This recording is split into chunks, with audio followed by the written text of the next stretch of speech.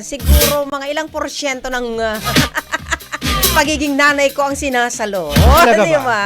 Kinsa na? Syempre, partner. At Kinsa na? ito hindi na nagbabago ang itsura eh. Oh, Hindi ko alam kung anong sekreto nitong Forever taong ito. young yan, ah. Forever young. Happy 35th birthday. Diba? Mukha kang 35, Prof.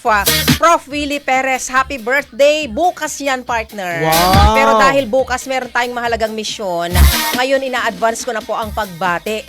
Happy birthday, Professor Willie Perez. Taga-kabila ito, partner, may programa din. At Okay. isang totoong kaibigan.